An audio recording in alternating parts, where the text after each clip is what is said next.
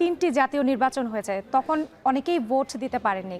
এবার যারা ভোট দিচ্ছেন তারা কি বলছেন? দীর্ঘ এতগুলো বছর পর যারা ভোট দিচ্ছেন তারা আসলে কি, তাদের প্রত্যাশাটা কি? প্রত্যাশার জায়গা থেকে তো আসলে তারা চান একটি সুষ্ঠু নির্বাচন। সেই সুষ্ঠু নির্বাচন কিন্তু সকাল থেকে হচ্ছে। কিছু আমরা অভিযোগ শুনেছি প্রার্থী বা ভোটারদের কাছ থেকে।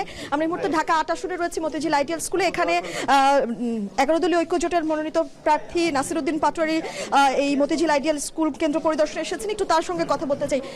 ভাই, আপনি তো পরিদর্শন ঘুরে দেখলেন, কেমন দেখতে পেলেন অবস্থা, এবং আপনার কোনো পোলিং এজেন্টরা আপনার কাছে কোনো অভিযোগ করেছে কিনা? না, এখন পর্যন্ত আমরা কোনো অভিযোগ পাইনি এবং সব জায়গায় আলহামদুলিল্লাহ সুষ্ঠুভাবে ভোটটা হচ্ছে।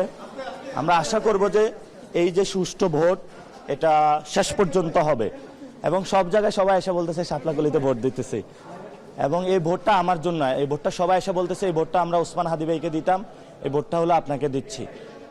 তো আমার দায়িত্ব বেড়ে যাচ্ছে। আমি এই বিজয়টা নাসিরউদ্দিনের বিজয় হবে না ইনশাল্লাহ, ওই বিজয়টা শহীদ ওসমান হাদি ভাইয়ের বিজয় এবং আমাদের যারা শহীদ হয়েছে তাদের বিজয়। নতুন রিন গভীর থেকে পরিষ্কার করে কাপড়কে রাখে নতুনের মতো উজ্জ্বল। নতুন রিন অ্যাডভান্সড পাউডার। শেষ মুহূর্তে আসলে আপনি কতটা আশাবাদী, এবং যদি আপনি শেষ পর্যন্ত এই ৮ আসন থেকে সংসদে না যেতে পারেন তখন আসলে আপনার ভিন্ন কোনো পরিকল্পনা রয়েছে? লড়াইটা দ্বিগুণ হবে। সংসদে যেসব চাঁদাবাদ সন্ত্রাসী যদি ঢুকে এগুলোকে কিভাবে সংসদ থেকে বের করতে হয়, জনগণের সামনে বিচারের মুখোমুখি, সে লড়াইটা আমরা চালিয়ে যাব। সংসদে তো শেখ হাসিনা ছিল, পার্লামেন্টে অনেকগুলো ছিল, 300 জন বাটপার, চোর, ডাকাত, গুন্ডা, মাস্তান, ওদেরকে আমরা ইন্ডিয়া পাঠিয়ে দিছি। আবারই যদি এইসব গুন্ডা মাস্তান আবারই যায় সেগুলোকে আমরা সাইজ করবো ইনশাল্লাহ। আপনি কি ভোট দিয়েছেন? আমি এখনো ভোট দেই না, আগে ভোট সিকিউর করে নিচ্ছি। এটাতে কি হয়, সবাই যায় ভিচিহ্ন দেখা ভোট দেখায়, এর মধ্যে হলো ভোট অর্ধেক নাই হয়ে যায়। আমি আগে নিশ্চিত করতেছি সবার ভোটটা। ভোট যদি আমি সবাই নিশ্চিত করতে না পারি তাহলে আমার দায়িত্ববোধের জায়গায় কোথায়? আমি তো শুধু ভোট দিয়ে দাঁত কেলালে হবে না, আমার ভোটটা সবাই নিশ্চিত করতে হবে। ধন্যবাদ।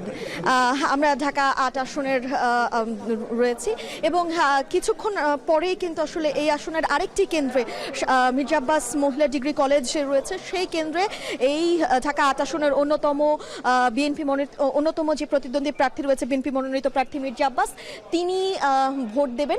আমরা এরপরে সেখানে যাব এবং আমরা বলছিলাম কিন্তু রাত্রি শুরুতেই ভোটাররা উৎসাহ নিয়ে আসছেন এবং তারা বলছেন যে এই যে নিজের পছন্দের প্রার্থীকে ভোট দেবার সুযোগ, যে সুযোগ থেকে তারা এতদিন ধরে বঞ্চিত ছিল, সেই সুযোগ পেয়ে আবারও তারা খুশি। তাই সপরিবারে কিন্তু একে একে আসছেন নিজ নিজ ভোট কেন্দ্রে সেই ভোটগুলো দিতে। রাত্রে এই ছিল এখন পর্যন্ত ঢাকা ৮ আসন থেকে আমার কাছে সর্বশেষ।